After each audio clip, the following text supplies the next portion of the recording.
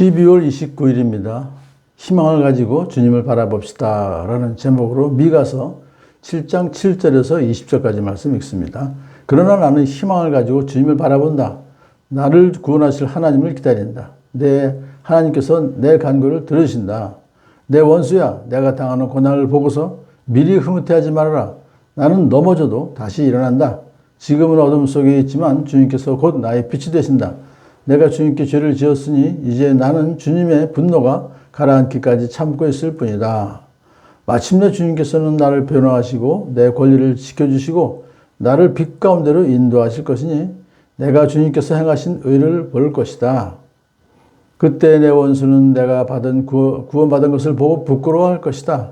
주 너의 하나님이 어디 있느냐 하면서 나를 조롱하던 그 원수가 얼굴을 들지 못할 것이다.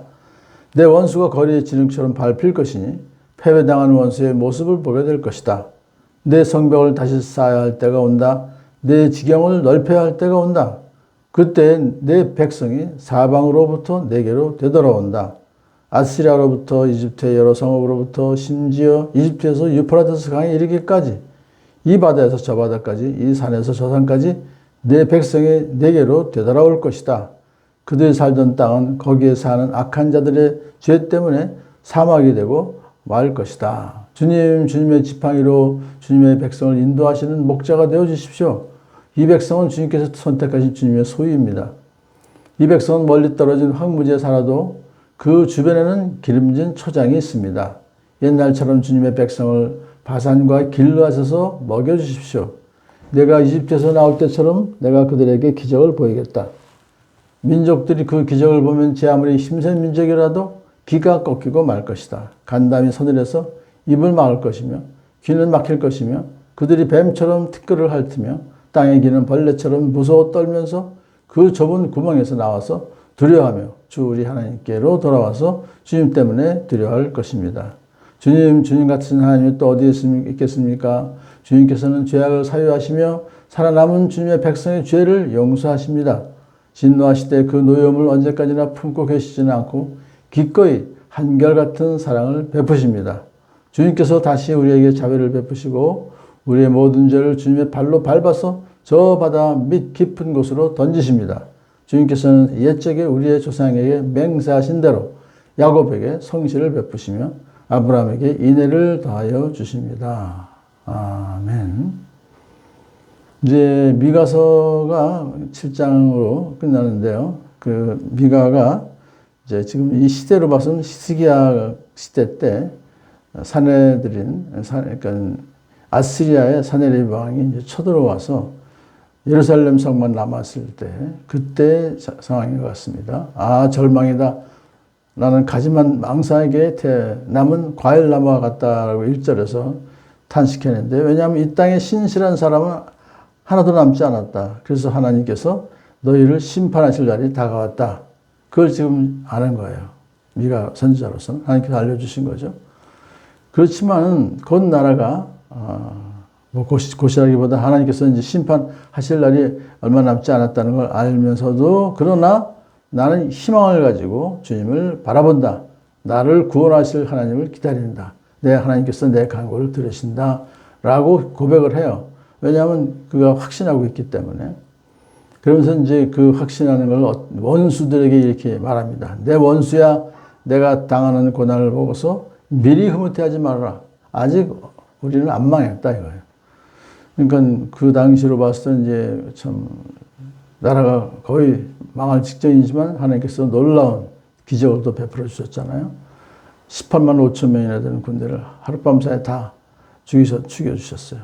아수르 군대를. 그래서 돌아갈 수밖에 없었어요. 사네립이. 자, 그런 아직은 미가로서는 모르는 상태이지만 미리 흐뭇해하지 말아라. 나는 넘어져도 다시 일어난다. 이 하나님을 믿기 때문에 그렇게 고백하는 거예요. 주님께서 곧 나의 빛이 되신다. 지금 어둠 속에 있지만 주님께서 곧 나의 빛이 되신다라는 것은 이제 비록 지금 이제 죄를 지어서 심판을 받고 있지만 곧 주님께서 나의 빛이 되어 주셔서 나를 다시 회복시켜 주실 것이다. 내가 주님께 죄를 지었으니 이제 나는 주님의 분노가 가라앉기까지 참고 있을 뿐이다. 지금 나는 참고 있는데 왜? 마침내 주님께서는 나를 보호하시고 변호하시고 내 권리를 지켜주시고 나를 빛 가운데로 인도하실 것을 믿습니다. 내가 주님께서 행하신 의를 볼 것이다. 그러므로 나는 이제 다시 일어난다. 라고 하는 믿음을 가진 거죠. 그때 이제 원수가 내가 구원받은 것을 보고 부끄러워할 것이다 하면서 주 너의 하나님이 어디 있냐라고 조롱하던 그 원수가 얼굴을 들지 못할 것이다. 랍삭에 좀 보면 그렇게 되죠. 그들이 히스기야 왕을 조롱했습니다만 백성들을. 하지만 결국은 그들이 하나님께서 그들을 심판하셔서 결국은 얼굴을 들지 못할 것이다.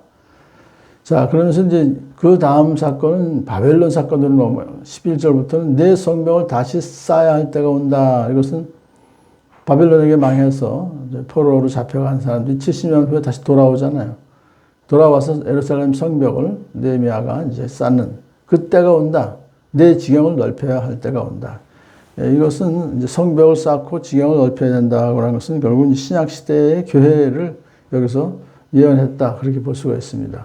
그러면서 그때 내 백성이 사방으로부터 내게로 돌아온다는 건 이스라엘 백성들이 예루살렘으로 돌아온다는 1차적으로. 하지만 내 백성이라고 하는 것은 결국 하나님을 믿는 예수 믿는 하나님의 백성들이 돌아오니까 그것을 이제 여기서 교회가 성장할 것이다. 그렇게 보고 있습니다. 자, 주님의 지팡이로 주님의 백성을 인도하시는 목자가 되어 주십시오. 이제 기도가 시작됩니다. 이 백성은 주님께서 선택하신 주님의 소유입니다. 그렇기 때문에 하나님께서 풍성하게 꼴을 먹여주십시오. 목자가 양들한테 하는 일은 풍성한 꼴을 먹여주시는 거죠. 예수님이 말씀하신 나는 선한 목자다 라고 하셨잖아요. 예수님이 이제 본격적인 사역을 신약시대에 하시는 것을 지금 여기서 미리 예언하고 있습니다. 자, 민족들이 이제 이집트에서 나올 때처럼 내가 그들에게 기적을 베푸게 보이겠다라고 하는 것은 민족들이 그 기적을 보면 제 아무리 힘센 민족이라도 귀가 꺾이고 말 것이다. 간담이 서늘해서 입을 막을 것이며 라고 하는 것을 보면서 그 불신 세력들, 하나님을 대적하던 자들이 이제 귀가 꺾이고 말 것이다. 왜? 주님께서 너무 기적을 강하게 베푸시니까. 그래서 그들이 나와 두려워하며 주 우리 하나님께 돌아와서 주님 때문에 두려워할 것입니다. 라고 이제 주님께 보고를 하죠. 그렇게 될 것이다. 미래에. 지금 이제 그것이 되고 있으며 완성은 예수님 재림하실 때 완전히 이제 완성이 되는 거죠. 그러면서 주님 같은 하나님이 또 어디 있겠습니까? 하면서 하나님이 어떤 분이신지를 좀 고백하는 거예요. 그것은 또한 예언이 되기도 하죠. 예수님께서 메시아께서 하실 일은 죄악을 사유하시며 살아남은 주님의 백성의 죄를 용서하시는 일이에요. 그래서 십자가 달려 돌아가셨잖아요. 근데 일단은 하나님께 죄를 지면 노여하세요. 그 노염을 언제까지나 품고 계시지는 않고 기꺼이 한결같은 사랑을 베푸십니다. 왜냐하면 언약적 사랑이기 때문에, 언약을 하셨기 때문에 하나님은 언약을 지키시는 성실하게. 다시 우리에게 자비를 베푸시고라는 것은 죄를 지어서 다시 또 회개하면 또 용서해 주시고 우리의 모든 죄를 주님의 발로 밟아서 저 바다 밑 깊은 곳으로 던지십니다. 완전히 죄를 다 기억도 안 해야 하신다 그런 뜻입니다. 그러면서 주님께서는 옛적에 우리 조상에게 맹세하신 그대로 야곱에게 성실을 베푸시며 아브라함에게 인애를 더하여 주십니다. 하나님의 속성은 성실과 인애예요. 야곱 언약을 성실하게 꼭 반드시 지키시는 분이시고 인애를 더하여 주십니다. 언약적 사랑, 변함없는 사랑을 베풀어 주신 하나님이시다. 오늘도 이 하나님께서 우리에게 주시는 참된 복을 받아 누리며 사는 복된 하루가 되길 축복합니다.